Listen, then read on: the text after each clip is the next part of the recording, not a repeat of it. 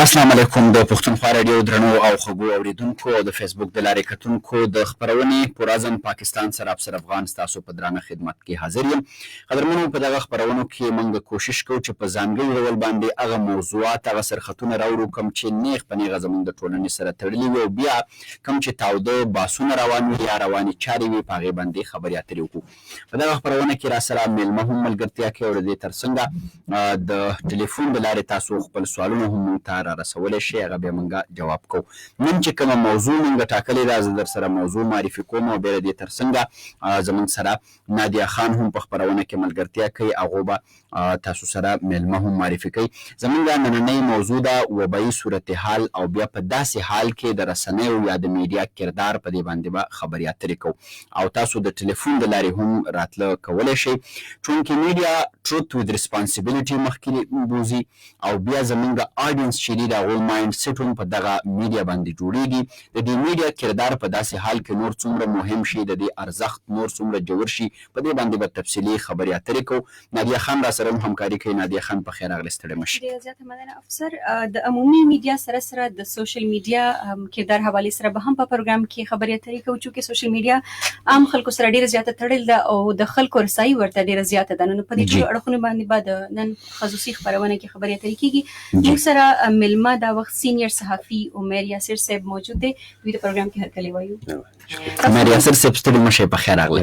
شکریه. تاسو هم کولی شئ په پروګرام کې موږ سره برخه اخیستلی شئ. 0919210199 زموږ د سټوډیو شمېره ده. د نه علاوه ټیکس میسیجز یا لیکل شوي پیغامونه هم موږ ته رالیږلی شئ. که څه سوال یا تپوس لرئ نو هغه هم کولی شئ. KR به ټایپ کوئ او په 8583 یعنې 8583 باندې به راولیږئ. جی، ډېره زیاته مننه کومه نادیه خان. قدرمنو، د فیسبوک د لارې ستاسو د سوالونو لړۍ هم شروع شوې ده، ستاسو کمنټس هم را روان دي.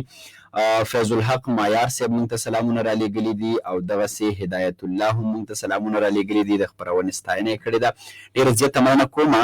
او دغه موقع تاسو یو قسمه د دې نه استفاده کولی شئ چې زموږ سره ډېر محترم عمر یاسر صاحب تکړه صحافي د دې سیمې په فیلډ کې ډېر زیات کار کړی دی، او بیا خبر هم دی د میډیا د کردار نه. څه قسمه پوښتنه وي، سوال وي، هغه تاسو د کمنټس په شکل کې کولی شئ. د خپرونې په دویم پړاو کې به د ټلیفون د لارې هم ستاسو غږ ته موقع ورکوو. عمر یاسر صاحب، د دې ځای نه به را شروع کوو چې چونکې هسې خو په عمومي ډول باندې د میډیا کردار هم ډېر زیات اهم دی که موږ وګورو، خو په داسې اپیډیمیک کې یا په داسې اړي ګډي کې چې میډیا نور هم مهمه شي، ځکه چې دغه میډیا د خلکو مایند جوړوي، ټول ولس ورته ناسي. تاسو په هغه براډر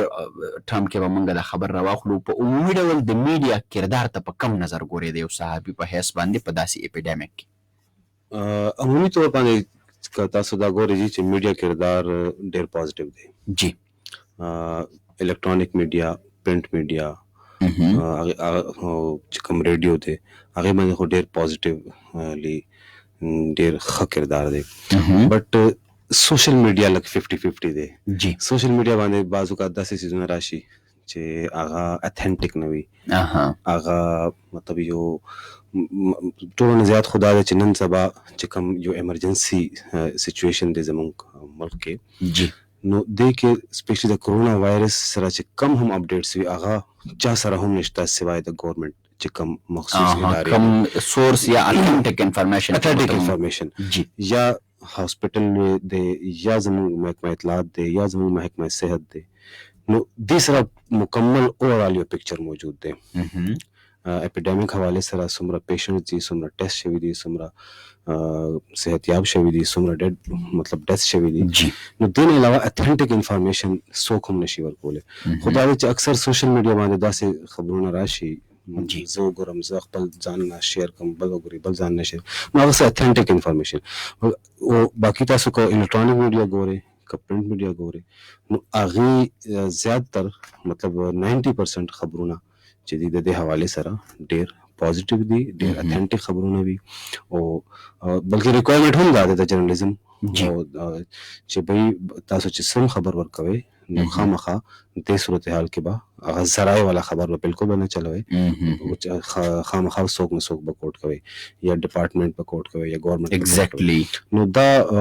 یو اوورال سچویشن دی. خو زموږ اوورال چې کوم پبلک دی هغې یو مایند سیټ یو ډېر عجیب او غریب قسم دی. هغې زیاتر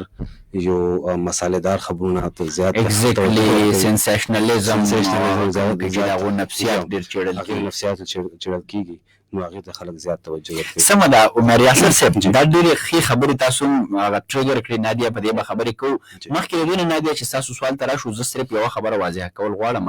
مونږ چې په کومه نړۍ کې اوسېږو ډیفینټلی مسلمانان دلته ډېر دي او د حدیث شریف مفهوم دی چې ستاسو د دروغجن ثابتېدو دپاره دا پوره ده چې بغیر د تحقیق نه د تفتیش نه یو خبره مخکې پروپیګیټ کوي. زما په خیال په میډیا عمر صاحب دا ډېره ښه اپلای کېږي ځکه چې مونږ ټروت چې دی دا د ذمهوارۍ سره مخکې خلکو ته بوزو. جی نادیه تاسو خپل سوال شریک کړئ. تاسو ذکر وکړو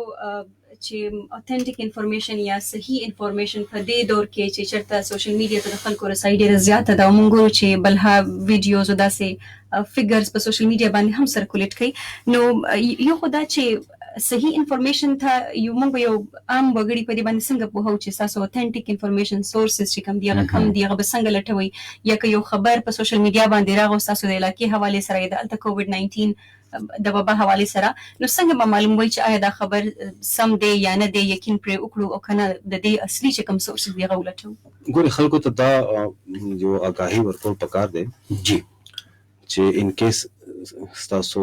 علاقه کې ستاسو محله کې داسې یو سسپیکټ کیس رالو نو د دې حوالې سره ګورنمنټ چې دی نو هغې باقاعده یو میکانیزم جوړ کړی دی. متعلقه تھانه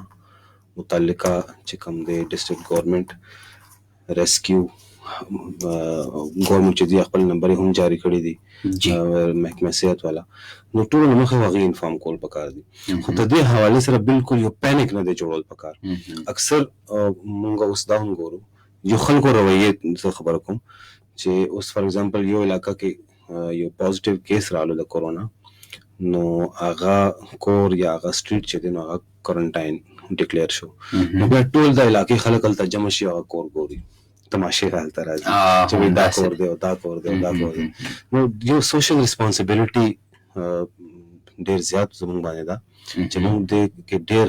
انتهایی حساس مسله ده دې کې ډېر زیات احتیاط ضرورت دی. مطلب یو سوشل ډسټنسنګ چې کوم پالیسی ده هغې باندې عمل درآمد خو همداسې چې کوم ریومرز باندې توجه نه دی ورکول پکار. ایون هغه انټرنیټ باندې راځي واتس اپ باندې راځي فیسبوک باندې راځي نو بالکل خلکو ته دا بالکل یو تو هغې ته یو اعتماد پکار دی چې زموږ ګورنمنټ زموږ ادارې د حوالې سره ډېر اکټیو دي. ټیک دی چې کوم ډیفینیټلی یو اپس اینڈ ډاونز پکې راځي څه کمزوریان هم ګورنمنټ کې راځي نو موږ ته دا پکار دی چې داسې خبرو باندې چې کوم اتھینټیک نه وي یا مصدقه نه وي هغې باندې یقین کول بالکل نه دی پکار او باقاعده چې کوم فګرز حکومت طرف نه جاری کیږي هغې باندې یقین کول پکار دی. او باقي دا دی چې داسې څه کیس راځي نو بالکل ډیفینیټلی هغې کې متعلقه ادارې دي هغې انفارم کول پکار دی. صحیح. او عمر صاحب په لومړي ځل باندې زه داسې وینم نادیه خان دا بس تاسو په علم کې ومي چې میډیا او حکومت چې دا په یو پیج باندې دي په سیم پیج باندې دا ما ډېر ولیده که نه لکه په دې وخت کې in this case دا وایم که نه په دې کووډ 19 کې اگر چې میډیا او سټیټ چې هغه لکه د حکومت دا دی په ضد باندې همیشه خو په دې وخت کې د میډیا وایي که حکومت زما دی حکومت وایي که میډیا زما ده. زه وایم چې دا یو ښه صورتحال ځکه دی چې دې ته ایشو اف د سینچریز ویلی کېږي عمر یاسر دا څیزونه بیا یو نوې مسله ده چې کوم باندې لاسو کوم غرنګپوهه نه دي او کوشش د هرې ادارې طرف نه هم روان دی او د خلکو تعاون هم غرنګ او نادیه زه به تاسو ته بله ووایم عمر صاحب تاسو دا هغه مسله ده چې د داسې مسلې څوک آی وټنس موږ سره نشته دی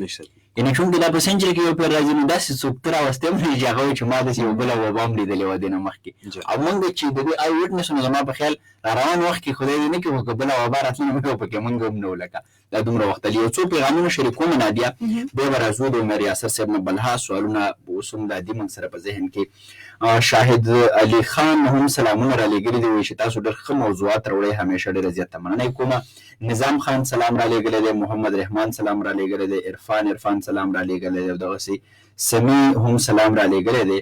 سایکالوجیسټ او بیا زبیر افریدي سلام رالیږلی دی سجاد خان وایي چې دواړه قربانه سلامونه قبول کړئ ډېره مننه کومه. بلال افغان هم سلامونه رالیږلي دي او وکیل د لزاک بنیري هم سلامونه رالیږلي دي ډېره زیاته د ټولو ملګرو مننه کومه. او زه به ملګرو ته دا هم خواست کومه چې ډېر محترم عمر یاسر صاحب را سره ناست دی، تکړه سینیر صحافي دی، زموږ ملګری دی. که تاسو غواړئ چې د صحافت یا د رسنیو یا د میډیا سره کومه تړلې پوښتنه وي هغه د دوی نه وکړئ، چونکې علاقو نه خلک میسیجونه کوي، هلته هم د میډیا بلها ستونزې وي، مسلې وي. هوریا خان هم سلامونه راولېږل، وعلیکم سلامونه، ډېره زیاته مننه کوم. اوس به راځو عمر یاسر صاحب دې له زه اکثر خلکو ته دا وایم چې که زه یو خبر مخکې ورکوم نو دا ډېره مهمه ده چې په دې خبر دې پخپله پوهېږم هم او زه دې کنوینس یم پخپله په هغه څیز باندې. په داسې وخت کې چې د صحافیانو په خبره باندې خلک من وان عمل کوي، د هغوی په خبره باندې ډېر زیات ټرسټ دي، یو صحافي له څومره دغه احساس د خپلې غېږې د خپل ځان سره نیو پکار دی چې زما په خبره خلک عمل کوي، پکار ده چې زما خبره ټیک ومي، دا د ذمهوارۍ خبره ومي او دا اتنټیک ومي. نو د صحافیانو خپل د تربیت خبره زه کوم. بدقسمتۍ سره زموږ میجارټي اف جرنالیست چې کوم دی هغې چې تربیت د صحافیانو تربیت هغې ته نه دی میلاو شوی او نه هغې پخپله دومره زیات کوشش کړی دی چې موږ چې خبر ورکوو نو هغې هر پهلو سره هر اسپیکټ سره موږ هغه کلیر کوو، بالکل خپل ځان بالکل کلیریفای کوو. نو پکار دا دی چې یو صحافي زه مخکې به یو اداره کې ما کار کولو الکترونیک میډیا کې جی، نو ما به ډېر بریکینګ نیوز به ورکو خپل طرف نه چې به ډېر غټ نیوز دی او ډېر بریکینګ نیوز دی. نو زموږ چې کوم کنسرن ډیسک و هلته هیډ افیس کې نو هغې به موږ ته دومره داسې کوېسچن به موږ وکړو چې موږ دپاره هغې مطمئن کول به هغې ډېر مشکل به و. نو بیا هغې چې کوم انسټرکشنز و هغې د مطابق به موږ هغه خبر هغه جوړولو او بیا مطلب احتیاط چې کوم انتهایی حد لیول دی. اوس موږ چا خلاف خبر ورکو نو هغې به ورته وایي چې موږ ته به ویل چې بھائی آپ یہ دیکھیں کہ اگر اس بندے کی جگہ آپ کا نام اسکرین پہ چل رہا ایگزیکٹلی نو بس داسې یو احتیاط پکار دی چې هر لحاظ سره هر پهلو سره یو مصدقه خبر وي او د چا هم هغې کې ذاتی څه مفاد یا ذاتی څه ټسل چا سره نه وي. نو تربیت جو ډېر زیات فقدان دی. صحیح. عمر صاحب که اوسنی صورتحال ته وګورو د کووډ 19 حوالې سره نو څه ګڼئ چې کوم د اوس ریپورټینګ کېږي هغه متوازن دی، بیلنس دی او که نه دی، او که نه دی نو کوم اړخونه دي چې هغه موږ وایو چې د دې کمی دی پکې یا متوازن هغه څنګه کېدلی شي؟ متوازن داسې کېدای شي چې نن سبا د کووډ 19 چې کوم صورتحال دی د دې صورتحال کې خو ذمهداري چې کوم لیول دی هغه لږ زیات شي، بلکې ډبل ټریپل، ولې چې بالکل یو ایمرجنسي سچویشن دی. نو دې کې دا پکار دی چې حد درجه چې هغه ټایم پورې چې کوم 110% خبر کنفرم نه وي هر حوالې سره، مثلا کیسز دومره د کیسز دي یا دین علاوه چې کوم ګورنمنٹ تیارانې کوي یا کوم هاسپټل سچویشنز دي هغې کې او بیا خلکو ته زیات نه زیات آګاهي ورکول لپاره بالکل هغه یو داسې بیلنس هغه شی پکار دی چې خلک کنفیوز بالکل نه کېږي. یو بالکل بل دا چې یو لو پروفایل خبرونه پکار دي، یو دومره غټ بریکینګز نه دي پکار، ولې چې پبلک کې بیا یو پینک جوړېږي او د بیماري حوالې سره. او اکثر ټي وي باندې هم دا ګورو، اخبارات کې هم دا ګورو چې خلکو ته د کووډ 19 چې کوم وخت نه شروع شوی دی ذهني دباو یو پریشر ډېر زیات دی، نفسیاتي مریضان کې هم ګوري زموږ چې کوم مشران دي زموږ کشران دي نو هغې یو مسلسل یو ټراما کنډیشنز کې دي. مخکې به دا صورتحال مطلب کې پی سچویشن به ډېر خراب و نو صرف یو جرنلسټ چې و نو هغه به ټراما سچویشن کې به، اوس خو عام پبلک هم د بیمارۍ سره د کووډ 19 سره یو ټراما کې دی. نو هغې ته موږ ته یو داسې میسج ورکول پکار دی چې خلکو ته بالکل یو ریل پکچر او ود لو پروفایل ناٹ ایز ا بریکینګ نیوز. ډېره لویه خبره ده نادیه، دا لو پروفایل چې کومه عمر یاسر صاحب خبره وکړه، زما په خیال عمر یاسر صاحب تاسو ډېرو مهمو خبرو ته زموږ هم پام راوګرځو، زموږ چې څومره اورېدونکي دي چې د صحافت خپل څه اصول پکار دي، بیا دا ټریننګز ډېر زیات مهم دي. دا په پرمختللې نړۍ کې د هغو ټریننګ کېږي، هغه دومره ټریننګ که نه چې هغه چې یو خبر ورکوي نو هغه پوره د خپل ولس احساس د ځان سره سره ساتي. څنګه چې تاسو خبره وکړه کنه چې دا نوم راشي د جرنالیزم چې د هیستوري ان هری ده کنه په تادی کې هیستوري جوړیږي دا به ختميږي نه دا نوم چې راغی کنه هغه پورا چاپ پاتې شي. څنګه وخت من اف د ریکارډ خبره کوله چې یو د کووډ کیس راشي نو الته سوشل میډیا خبر به داسې بریک کی کنه چې بیا خلک دا غره نفرت شروع کوي دې طرف ته بنځي دلته غفلانه او هغه ټول عمر د پاره ډډې ته پاتې شو. زمونږ چې څومره هم اوریدونکو قدرمنو زمونږ خبرې اترې روانې دي د ډېر محترم عمر یاسر صاحب سره څوک چې سینیئر صحافي دی او د فیلډ صحافي دی چونکې دا ډېره مهمه خبره وي کم صحافیان چې په فیلډ کې کار کوي نو هغو ته نور هم ادراک هغه د فرنٹ رو سولجر دی او هغو خپې تڼاکې کړي په دغه ځغل کې د ټلیفون د لارې به په دویم پړاو کې تاسو ته هم موږ باقاعده اجازت درکوو تاسو خپل سوالونه کولی شئ څه قسمه د میډیا په حوالې سره او بیا په دغه پینک سچویشن کې یا په دغه اپیډیمیک کې په دغه اړي ډړي کې د رسنیو په کردار باندې تاسو کم سوال هغه موږ سره شریکولی شئ. محمد حمزه د ټلیفون د لارې د پیغام د لارې کمنټ د لارې موږ ته سلامونه رالیږلي دي وایي چې داسې خپرونې د ولس په ذهن خاص سره ډېره مننه کومه. هیران افریدي صاحب وایي چې زما سلام هم قبول کړئ او ستاسو خپرونې مضافاتو کې خلک اوري کمې نه چې ډېر زده کړه کېږي مننه کومه. نوید افریدي صاحب هم سلامونه رالیږلي دي. محمد اظهرالدین هم سلامونه رالیږلي دي چې شاباش او په داسې قسمه خپرونو چې هغې کې څه بنیادي څیزونه ډېره زیاته مننه کومه. اسلم سواتی ستاسو هم ډېره زیاته مننه کومه. رضوان خان تاسو هم موږ ته د بنیر نه سلامونه رالیږلي دي. کمال هاشمي هم سلامونه رالیږلي دي. عمران حسرت هم سلامونه رالیږلي دي.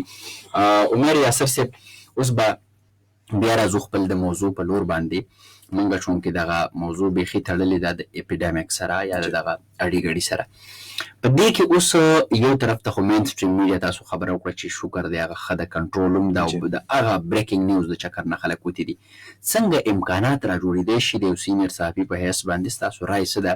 چې سوشل میډیا چې ده لکه دا هم یو اهم شی دی ګورې اوس انکار خو ته کېږي نه یو میډیم دی نیو میډیا د پوره دنیا یې په خپله ولقه کې اخیستې ده چې د دې دا خلک مونږ چېرته سمې لارې ته راولو لکه دا ډېر هغو کې پته نشته دی جي خو زه خپله کله کله ګورم که نه ویر جړه دغه وینه خو د بلډ شیډ نو دا هغو ته خوند ورکوي هغوی که د دې سره دا خبر مضبوطېږي او دا فیک نیوز چې څه ته مونږ وایو هم د سوشل میډیا د لارې ډېر زیات زر خورېږي او هغه نیوز ټریول فاسټ والا کیسه ده که نه دغه څیزونه موږ څنګه چینلایز کولی شو سیسټمیټک کولی شو فلټر کولی څنګه شو چې لکه کم خبر سوشل میډیا د لارې چې کوم را روان دی نو هغه به څنګه دیکھو فلټر کول خو چې کوم کنسرن حکومتي ادارې دي هغې کولی شي نور خو څوک نشي کولی او حکومت ته دا پکار دي چې داسې چې کوم فیک نیوز او سلسله یو روانه ده نو هغې باندې لږ چک وساتئ